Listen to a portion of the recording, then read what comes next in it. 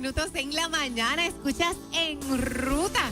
Y ahora vamos con un consejo al corazón con la doctora Angie González. Saludos, Angie. Buenos días. Buenos días. Aquí estamos soñando. Sí, señor. ¿Cómo sería la vida si todos viviéramos cerca de nuestros trabajos? Bueno, un saludo muy especial a todo el que tiene que viajar más de una hora para ir a su trabajo. Para usted es el saludo. Sí, eso no es de Dios. La verdad es que cuando uno tiene, y ese es mi caso, cuando uno lo tiene todo cerquita. Ya después se siente. Sí, porque de hecho había veces la gente me pregunta, pero ¿y cómo a ti te da tiempo para hacer tanta cosa? Bueno, además de que soy bien rigurosa con mi organización, yo soy bien organizada. La realidad es que yo no pierdo tiempo en la carretera. Muy bien. Porque yo tengo, todo está cerca, todo está bien cerquita. Así que eso es una bendición. Y entonces esta semana la vida se complica cuando empiecen los tapones de las escuelas. Los sabrosos tapones. Y Edwin me dejó con la encomienda de hoy explicar cómo hacemos nosotros ahora para sacar a los muchachos, ¿verdad? That's right. De 2 meses de vacaciones y volver entonces a meterlos en la onda de las responsabilidades, las tareas, levantarse temprano, acostarse temprano. Chacho, Yo creo que esa es la parte más difícil. No es levantarlo, es acostarlo. Sí. Y entonces, yo creo que hay un asunto bien importante que compete a nosotros los padres. Y es la actitud, lo que nosotros comunicamos a nuestros hijos con respecto a nuestras tareas y nuestras responsabilidades. Y lo quiero ver en Génesis, cuando Dios está creando todo este pasaje tan fabuloso, ¿verdad? De la creación.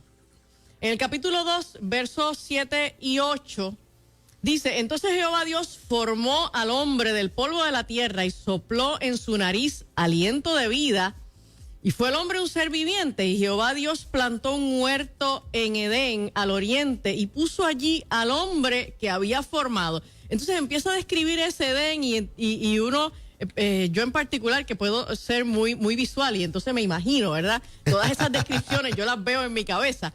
Pues uno empieza a mirar imaginariamente toda esa majestad que Dios creó. Pero entonces brincamos al verso 15, donde volvemos otra vez al hombre.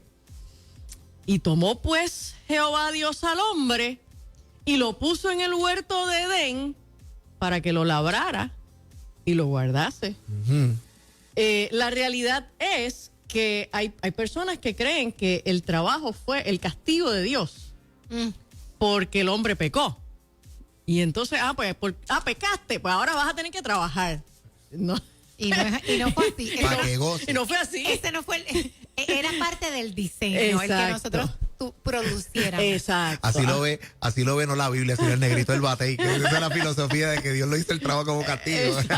Exacto. Sí, había un himno al vago, que se llamaba algo así. Y la realidad es que el diseño de Dios, la bendición de Dios en el Edén era que el hombre trabajara y cuidara de toda esa creación de Dios. Así que, si nosotros los padres somos los primeros que estamos viendo nuestras responsabilidades, nuestro trabajo como un castigo. Exacto. Ay, qué castigo, me tengo que levantar hoy a trabajar. Ay, ¿qué habré hecho yo para merecerme este castigo? Bueno, la realidad es que probablemente la respuesta a esa pregunta usted no quiere que nadie la sepa. O sea, todos hemos pecado, ¿ok? Así que nosotros de veras somos merecedores de ese y muchos más castigos si de veras el trabajo fuera un castigo, ¿no? Pero en la medida en que nosotros podemos comunicarle a nuestros hijos esto, mira, de veras no, trabajar no es un castigo, trabajar es parte de la bendición de Dios, pero no solo parte de la bendición de Dios para el hombre desde el momento en que lo crea, es parte de esa imagen, de esa semejanza que Dios comparte con nosotros. Porque la Biblia nos describe a Dios como un Dios que trabajó, que descansó. Hay veces que también la gente piensa que Dios trabajó 6 días y descansó y no ha vuelto a trabajar, ¿verdad? Sí, que el sábado es como una cosa que el eterna. sábado de Dios es eterno. Y entonces nosotros solamente tenemos 6 días para trabajar y uno para descansar, y 6 días para trabajar y uno para descansar. Pero no, o sea, Jesús después nos dice, hasta ahora mi padre trabaja. Wow, esto es verdad. Y yo trabajo. Y yo trabajo. Sí, o sea, Dios se coge un día libre a la semana. Y el resto del tiempo, Dios trabaja. Y en la medida en que usted puede apreciar que el trabajo es esa parte del carácter de Dios que Dios comparte con usted porque Dios es trabajador. Y para nosotros es un privilegio podernos parecer a Dios. Claro. En su naturaleza y en su carácter. Pues mira, pues qué bueno que tengo un trabajo. Yes. Qué bueno que me puedo levantar hoy para ir a trabajar. Wow, sí. Y el trabajo de los niños es estudiar. Prepararse para en el futuro también ellos poder trabajar. Angie, qué bueno darle una cosmovisión como esa a la gente, porque yo he visto personas que, como que, qué fastidio, tenemos mucho trabajo y para mí esa mentalidad del esfuerzo mínimo es tremenda porque yo digo, cuando a veces llego a la tienda que veo a la gente agobiada y le digo al del trabajador que está ahí, tiene mucho trabajo, negrito, pero qué bueno, dice, y la gente le cambia el semblante, porque dice, es verdad. Tengo. Qué bueno que tengo trabajo, No. porque otra gente, tú sabes, de repente como que fue, oye, con esto nos pagan los chavos, con esto es que, pues qué bueno que hay menciones que él, qué bueno que tengo que levantar temprano, porque hay que verlo desde la otra perspectiva. No, y que la visión, yo creo que es la palabra, ¿verdad? La palabra trabajo viene como cargada. Sí. Pero si nosotros entendemos que eso no es otra cosa que ser productivo. Yes. O sea, tienes el Me gusta potencial de producir. Porque fíjate que ellos labraban la tierra para que la tierra diera fruto. Sí. O sea, que realmente es que tú tienes la capacidad de hacer que algo suceda. Sí. Cuando tú trabajas, expresas la naturaleza de Dios. Dios es trabajador. Los vagos no se parecen a Dios.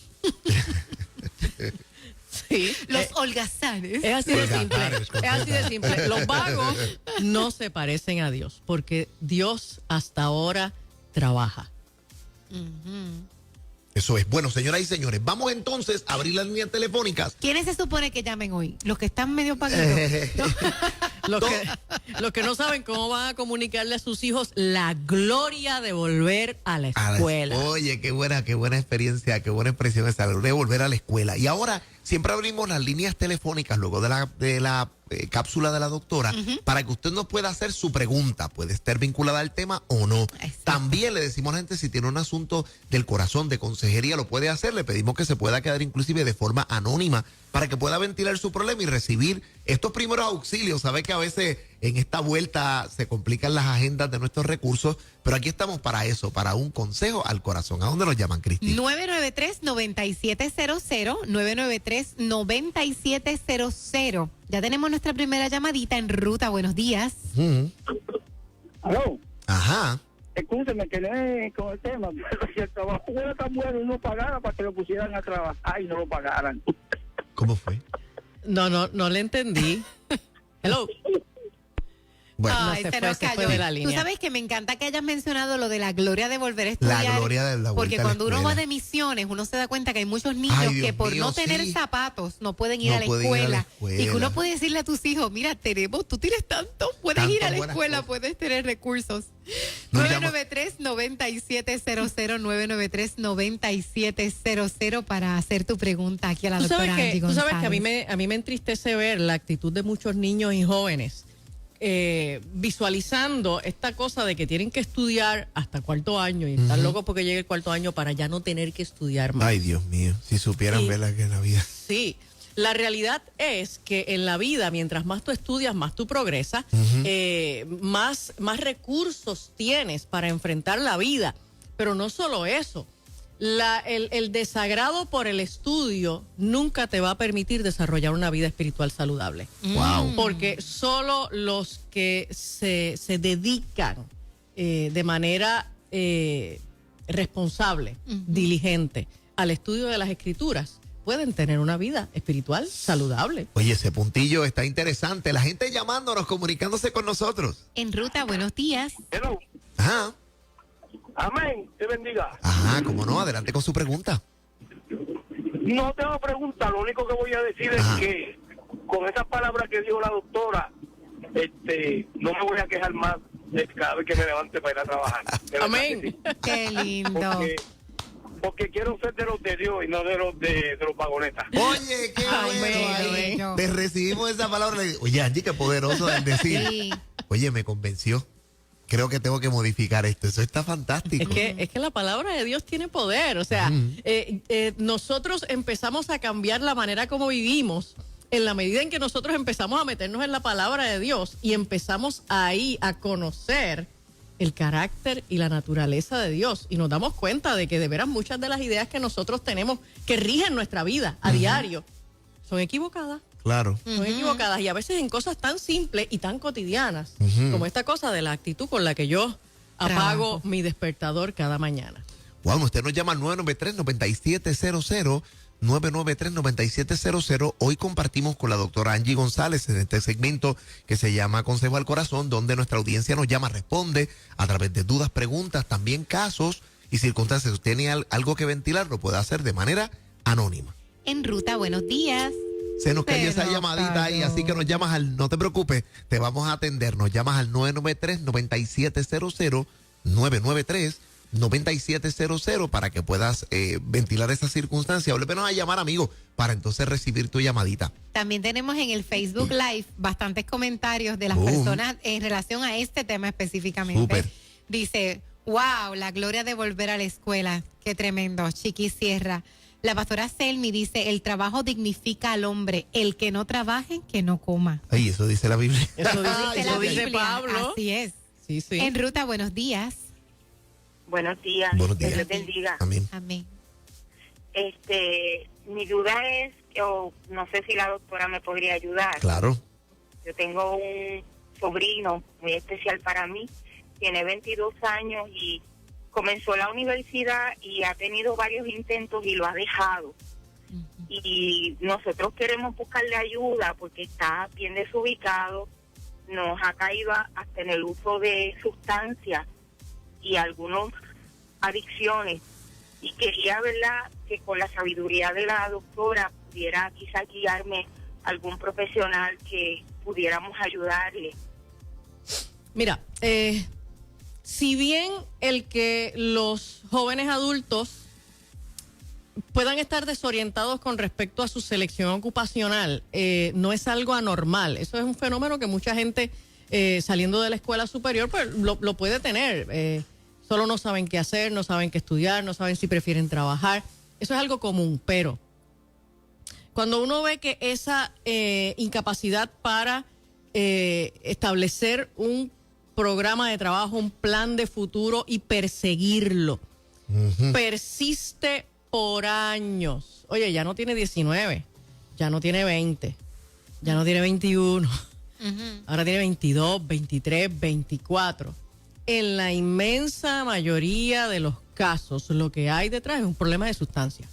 ¿De verdad? Sí, un problema de sustancia, principalmente marihuana. ¿Ok? ¿Por qué la marihuana? La marihuana produce dos efectos importantes relacionados con esta cosa de tú seleccionar un programa académico y perseguirlo y completarlo. Wow. Estoy aquí en shock porque a veces como que esta cosa no es la propaganda que le dan a uno. Exacto, esto no es lo que te dicen los dispensarios de marihuana medicinal. De hecho, cuando ella empezó a decir, tengo este sobrino de 22 años que no sabe lo que va a estudiar, y ya rápido yo dije, esto es sustancia. Y inmediatamente pues ella lo mencionó. Porque la marihuana empieza a minar la capacidad cognitiva. Ya hay bastantes estudios que consistentemente nos dejan saber que el consumo prolongado de marihuana empieza a reducir el cociente intelectual. Eso que nosotros le llamamos la inteligencia. ¿Ok? Ya incluso hay estudios que empiezan a sugerir que esa pérdida de cociente intelectual es irreversible. O sea, que no es que, bueno, pues entonces dejé de fumar marihuana y un tiempo más adelante mi cerebro empieza a regenerarse y voy a volver otra vez al IQ que tenía inicialmente, ¿ok? Cuando el consumo de marihuana es crónico y se sostiene por muchos años, ya se está encontrando evidencia que nos dice, mira, ¿sabes qué? El cociente intelectual que perdiste, lo perdiste. Que es un fenómeno similar a lo que pasa con el alcoholismo en términos de la muerte de neuronas. Neuronas que se murieron, neuronas que se perdieron. Que no se y ya, recuperan. exacto, y eso ya lo perdiste. Pero además del efecto que tiene la marihuana en el factor de la inteligencia, la marihuana, en el uso crónico de la marihuana, al paso de los años, produce una cosa que le llamamos síndrome amotivacional. El síndrome amotivacional, imagínese usted como si usted tuviera un dimmer, ¿verdad? Un reductor de intensidad en las motivaciones. Y entonces usted lo empieza a bajar. Es que lo vi con el dividido, wow. Hasta que lo apagaste. Y entonces estas personas solo pues tratan un programa académico y, es que como que no me gustó. Cambian a otro programa académico.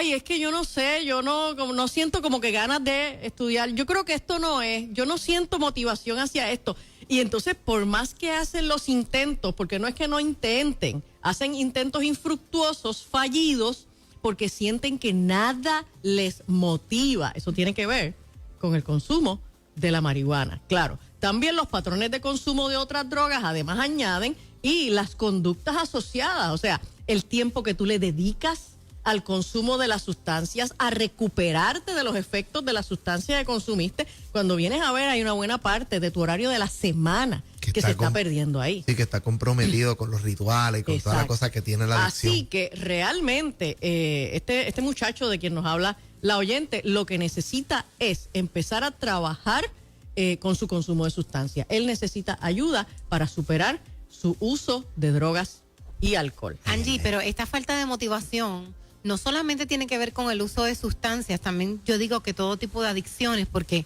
¿cuántos jóvenes conocemos que están así, desmotivados, y lo que hacen es jugar todo el día? O sea, tienen otro tipo de adicciones también. Sí, y eso se refiere entonces a otro fenómeno. Cuando los niños y los adolescentes empiezan a estar de continuo en los equipos electrónicos y hacer juegos de video y ese tipo de cosas, el cerebro, todas estas imágenes con sonido, movimiento, muchos colores, todas estas imágenes se registran en el cerebro como estímulos altamente excitatorios. Así es. El cerebro se acostumbra a esos niveles de excitación. Wow. ¿Ok? Así que, y eso es lo que le capta la atención, esos elevados niveles de excitación. Así que, cuando tú coges a este chico y lo sientas en un salón de clase con un libro, y la maestra le dice, los quiero sentados callados y mírenme hacia la pizarra, y ahí ella empieza a hablar y a escribir. My God. Sencillamente este cerebro no tiene la capacidad de atender a un estímulo que ahora ya no le resulta atractivo, porque el cerebro está acostumbrado a unos niveles elevadamente excitatorios. No, pero aquí lo ilógico. Ay, Dios mío. Y lo que es difícil de entender es que muchos padres se están quejando de esto, pero los niños no pueden comprar los equipos. Claro. Se lo compran los padres. Sí. O sea, que es que se están quejando de un problema que ellos mismos están creando en sus hijos. Angie, pero entonces pero el padre se ve como, o sea, cuando tú le dices a la gente, no, mi hijo no juega con una consola todos los días. No, yo no le doy tú eres un monstruo, eres como que, pero ¿qué clase de padre tú eres? Pero hay padres que dicen, no todos los días, mis hijos juegan o fin de semana, o tienen una hora tal las regulaciones, pues pero eso es como que impensable. Los padres han llegado a la conclusión de que no proveerle equipos electrónicos a los niños es maltrato. Es maltrato. Sí, yo he tenido. Ay, por favor. Sí, yo he tenido padres que han sido capaces de preguntarme que si pueden quitarle el celular como castigo. ¿Ok? Así que yo lo que hago es que agarro la ley para el amparo de menores, le cojo la ley 246 y le digo, mira, toma, averíguame ahí donde dice que tú como padre tienes la obligación, ¿verdad? Para que no incurras en maltrato o negligencia, donde tú tienes la obligación de darle a tus hijos un equipo electrónico. La realidad es que nosotros tenemos que ser muy mesurados con los juegos electrónicos. Existen estudios también ya muy recientes que están vinculando el uso de juegos electrónicos en niñez y adolescencia con uso posterior de sustancias. Por lo mismo, porque entonces estos cerebros ya están acostumbrados a unos niveles de excitación muy elevados, ya no pueden entonces andar todo el tiempo con los equipos electrónicos, no necesariamente. Así que buscan otras alternativas de excitación que las consiguen a través de las drogas. Mira, yo siempre que me quedaba con mis sobrinos, que todavía me quedo con ellos, aquí está una de ellas, tan bella, yo recuerdo que mi hermanita me decía, pero porque siempre que me los mandaba, yo le decía, no me los mandes con tablet, no me los mandes con... Pero, Cristi, ¿qué vas a hacer con ellos? En casa hay chiringa, en casa hay libros de pintar, en casa... Wow. Ella está aquí que puede decir que así Cristi es. se tiraba la misión. Sí, compró cositas de manuales. Pero el problema es que ya los padres no saben jugar, Sí. no saben atender a sus hijos, porque estos nuevos padres, la gente que están en los 20 y pico y los 30 y pico, son los adolescentes y los niños que se criaron con los equipos electrónicos. Así que el otro día tuve una experiencia, la semana pasada. Mi hija tenía que estar en la universidad y me pidió que yo llevara al nene a vacunarlo. Entonces yo llevaba 20 y pico de años que no iba a una clínica pediátrica. Ya había perdido el molde. Así que solo ella me tuvo que hacer el mapita y cómo yo llego. Entonces allí llego yo a esta clínica donde hay muchos padres jóvenes y había muchos niños. Y entonces me encuentro con la situación de que los niños estaban todos allí al garete porque todos los padres estaban pegados de sus celulares. De eso es. Y entonces ocasionalmente le quitaban la mirada a los celulares cuando el sonido en la salita ya era muy elevado, había mucho ruido, ellos les despegaban los ojos al celular, regañaban a la distancia, porque ni siquiera se paraban para atender a su hijo, para tomar control de él, regañaban a la distancia y seguían pegados de sus celulares. Y allí estaba yo y era la única que estaba jugando con mi nieto, cantando con él, haciendo cuentos y buscándole otras alternativas. Que no fuera de la tarde. Y yo estaba atendiéndolo. O sea, mi nieto, a pesar de que veía niños corriendo por allí, él no estaba corriendo con los demás niños porque él estaba con alguien que le estaba atendiendo y le estaba dando distracción. Yo le estaba atendiendo, estaba jugando con él, nos estábamos riendo y la estábamos pasando muy bien. Pero los demás niños estaban por ahí desatendidos porque sus padres estaban consumidos en su atención a estos equipos. Así que el problema realmente no está en los niños, el problema está en los padres. Así es. Y que a veces uno dice, no, pero es que yo también tengo que trabajar. Mira, pues la realidad es que hay tantas alternativas porque yo, por ejemplo, si tengo que estar horas metida en la oficina en casa, yo, por ejemplo, le compro muchas cositas como audiolibros y ellos se ponen sus headphones, escuchaban el cuento mientras iban pasando las páginas y les dejo cosas manuales. O sea, es que es tan importante que nosotros entendamos las alternativas, siempre las hubo, nosotros crecimos con ellas, porque simplemente nos reproducimos. Sí. Si nosotros somos gente buena, es porque lo que hicieron nuestros padres funcionó. Entonces, ¿por qué cambian las ruedas si esta funcionó? Así que definitivamente, ¿verdad? Es importante que nosotros nos hagamos cargo y tomemos este conocimiento y no lo dejemos ahí sobre la mesa. Realmente yo creo que Dios está en estos temas. Yo creo que tenemos que volver a ese concepto de familia, volver al diseño original de que nosotros somos gente que producimos y no solamente elaborando, sino creando muchachos, creando esta generación. Bueno, Angie, se nos acabó el tiempo, pero si la gente quiere comunicarse contigo, ¿cómo lo hacen? Seguro, me consiguen para servicios psicológicos dejándome un mensaje en el 787-613-5908, 613-5908 y también pastoreamos en la iglesia Catacumba 2 de Bayamón, eso es en la avenida Los Millones en Bayamón. Gracias, Angie.